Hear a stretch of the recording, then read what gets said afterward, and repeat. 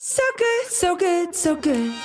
New year, new gear. Thousands of fresh active styles are at Nordstrom Rack stores now. Save on top brands like Nike, Puma, and Free People, starting at just $35. How did I not know Rack has Adidas? There's always something new. Plus, join the Nordy Club to shop new arrivals first, unlock exclusive discounts, and more. Great brands, great prices. That's why you Rack. Kids. They grow up so fast. One day they're taking their first steps, and the next, they don't fit into the tiny sneakers they took them in. You blink your eyes and their princess dress is 2 sizes too small, and their dinosaur backpack isn't cool anymore. But don't cry because they're growing up. Smile, because you can profit off of it. For real, there are a bunch of parents on Depop looking for the stuff your kid just grew out of. Download Depop to start selling. It's another Q&A edition of Optimal Health Daily, and I'm Dr. Neal Malik.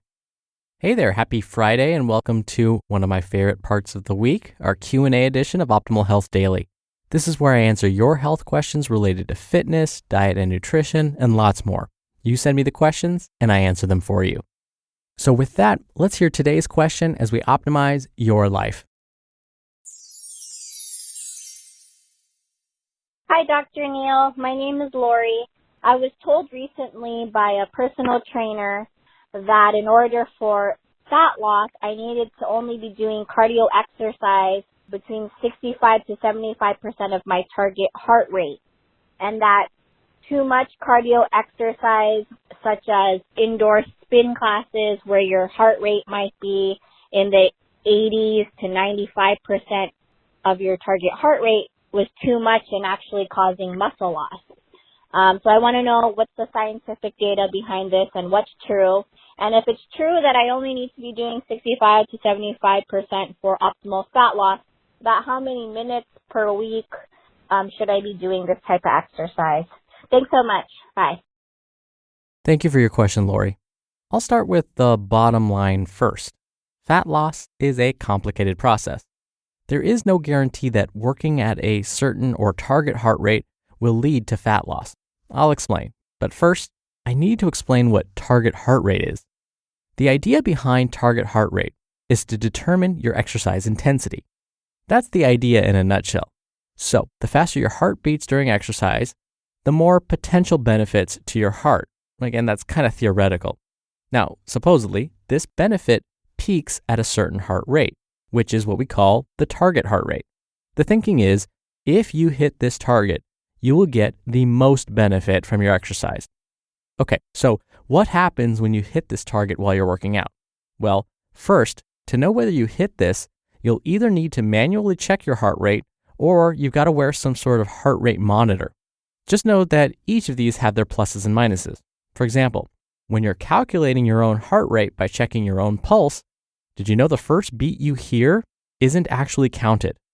The second beat is actually the first one you count. Then you need to keep counting your beats for at least 15 seconds. Once you've done that, multiply the number you get by 4. That will tell you your heart rate in beats per minute. So if you're not great at checking your own pulse, this could lead to some errors, of course. If you're using a heart rate monitor, they must be worn properly to ensure accuracy. And of course, accuracy can vary by brand. So I'm trying to point out that tracking heart rate may lead to some accuracy issues. And if we can't accurately track our heart rate, then we really don't know for sure if we've actually achieved our target. And then there's the question of what type of fuel we burn when we've hit our target heart rate. According to the American College of Sports Medicine, when we're working at a certain percentage of our target heart rate, we are more likely to burn muscle fat. Note the key word, muscle fat. Muscle fat is different than body fat. But even then, working out at your target heart rate doesn't guarantee you will burn any fat at all, muscle or body. Some of the other factors that can influence whether we burn fat during exercise can include your current level of fitness, your age, your gender, how much muscle you have, the type of exercise you're doing, what you ate before your workout, and on and on. So here's the deal. Mix up your workout routines. For example, there are studies that support high-intensity interval training as a way to help burn fat. When performing high-intensity interval training, folks are often surpassing their target heart rate. But yet, according to researchers, they found that these folks are still burning fat even though they passed that target. Then there are other studies that support lower intensity exercise as a way to burn more fat. This is why I say that incorporating variety into your workouts is probably the best thing to do. Incorporate low and high intensity cardio. Definitely add resistance training into your routine. That's because the more muscle you carry, the more calories you burn all the time. And resistance training is the best way to build bigger muscles.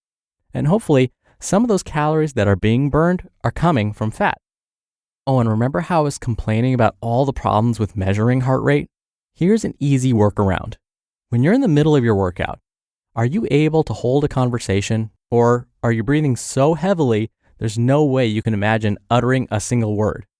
If during your workout, you're able to hold a full-on conversation, but you're hoping to get closer to your target heart rate, you probably need to increase the intensity. If, on the other hand, you're breathing so hard that you're just trying to avoid passing out, take the intensity down a notch, unless of course your goal is to get to that point.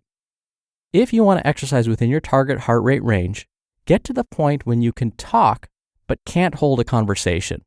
You basically can only get a few words or phrases out at a time, then you need to stop talking so that you can breathe again.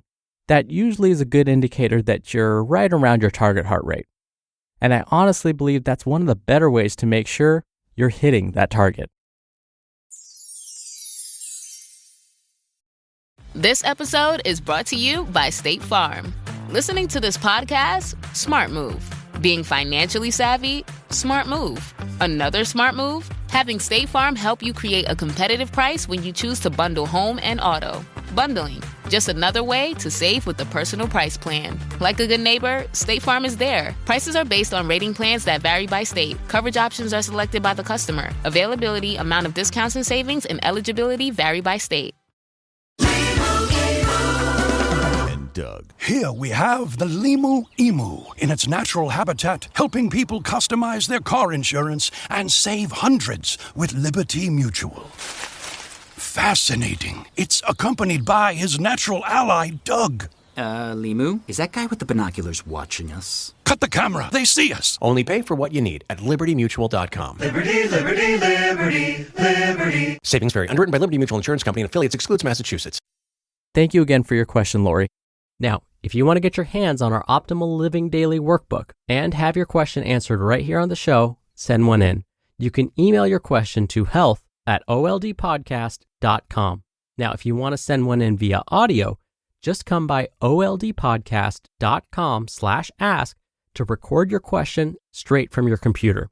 Or you can do it the old-fashioned way and call in your question.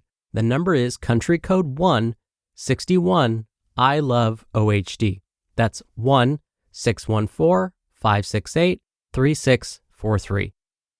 And that'll do it for another Q&A edition of Optimal Health Daily. Thank you so much for listening every day and all the way through. I hope you have a great start to your weekend, and I'll see you back here tomorrow where your optimal life awaits.